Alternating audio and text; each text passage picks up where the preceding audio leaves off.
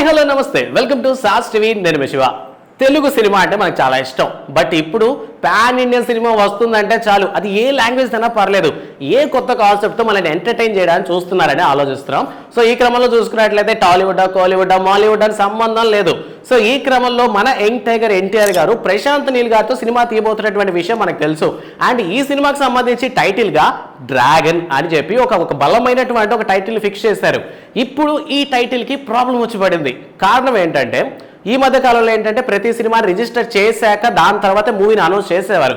ఈ మధ్య ఏంటంటే జనాల్లో ఉన్నటువంటి ఒక బజ్ ని క్రియేట్ చేయాలని, సినిమా మీద ఎక్స్పెక్టేషన్స్ ని పెంచాలనే ఉద్దేశంతో రిజిస్ట్రేషన్ కంటే ముందర సినిమా పేరు బయట పెట్టేస్తున్నారు. సో అందువల్ల సినిమా కాస్త చిక్కులు వచ్చి పడ్డాయి. బేసికల్ గా ఫిబ్రవరిలో ప్రదీప్ రంగనాథన్ అనేటటువంటి ఒక హీరో యొక్క మూవీ రిలీజ్ కాబోతుంది. అండ్ ఈ సినిమా టైటిల్ కూడా డ్రాగనే.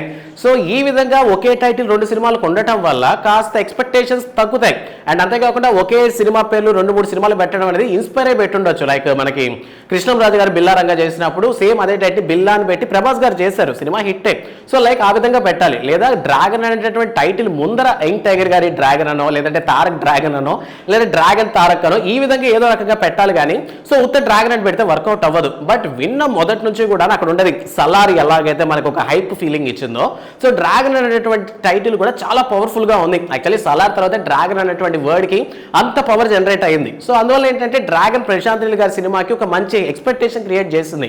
సో ఇప్పుడు ఏం చేయబోతారు? సో ఇక్కడ రెండే పద్ధతులు. ఒకటి డ్రాగన్ ముందో వెనక ఏదైనా తోక తగిలించడం, లేదా చిన్న సినిమాల వాళ్ళని పోయి అడిగి వాళ్ళ టైటిల్ మార్చుకోమని చెప్పడం. ఇదేం కొత్త కాదు, ఇండస్ట్రీలో ఎంతో కాలంగా జరుగుతుంది. సో కొంతమంది చిన్న చిన్న సినిమా హీరోలు ఏంటంటే స్టార్ హీరోల కోసం వాళ్ళ సినిమా యొక్క టైటిల్ ని త్యాగం చేయడం కొత్త ఏం కాదు, ఇలా చాలా సార్లు జరిగింది. కాబట్టి మరి ప్రశాంత్ నీల్ గారు ఏం చేస్తారు? టైటిల్ కోసం పోరాడతారా, లేదా టైటిల్ నే మార్చేస్తారా అనే క్వశ్చన్ ప్రెసెంట్ జనాల్లో నెలకొందనమాట.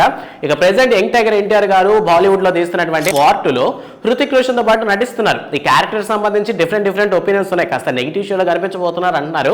సో మొత్తం మీద ఈ సినిమా అయితే మాత్రం మనకి మేలో వచ్చేటటువంటి ఛాన్సెస్ ఉన్నాయి.